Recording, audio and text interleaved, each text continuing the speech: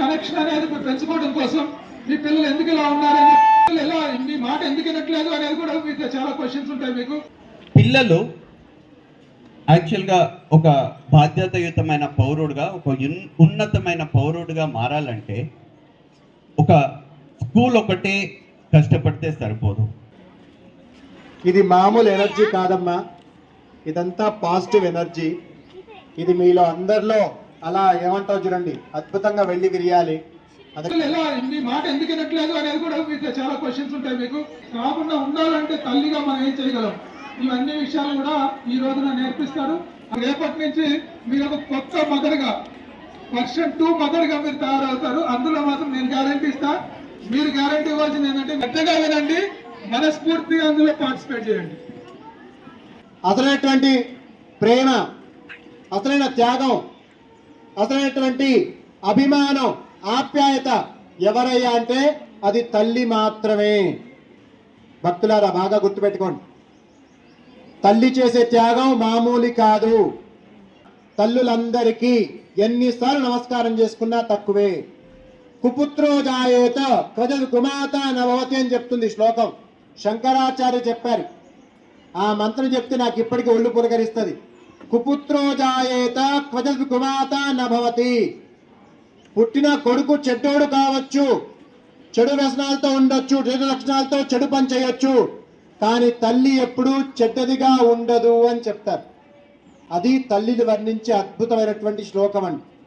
మనం ఒక 2 వీలర్ మీద స్పీడ్గా వెళ్ళే అబ్బాయికి అరే స్పీడ్ పోకురా, కింద పడతావు, కాలు చేతులు ఇరుగుతాయి అంటే వింటాడా?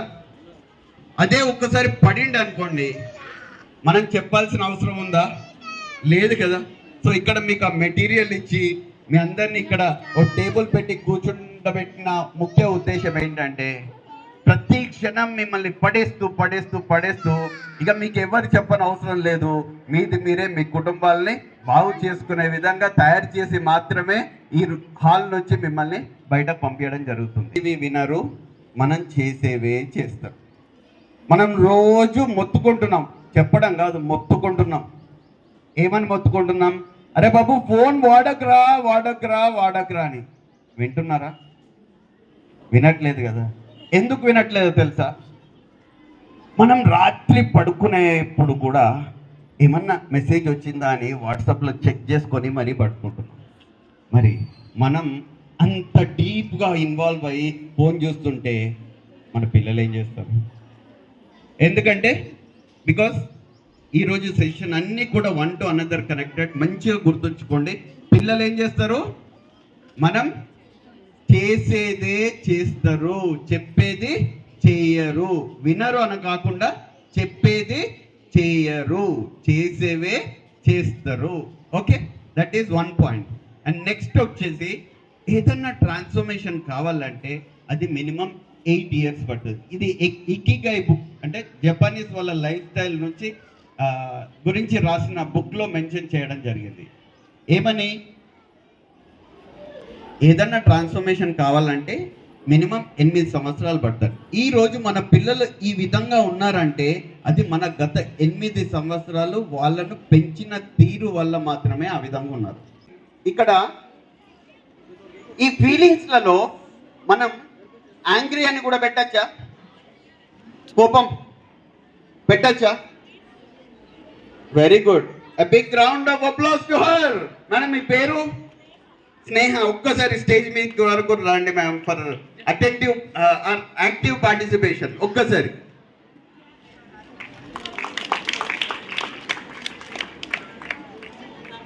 తనకు చిన్న ప్రజెంటేషన్. సార్ జనార్దన్ సార్ మీ పర్మిషన్ తోటి. Madam congratulation. Thank you very much ma'am.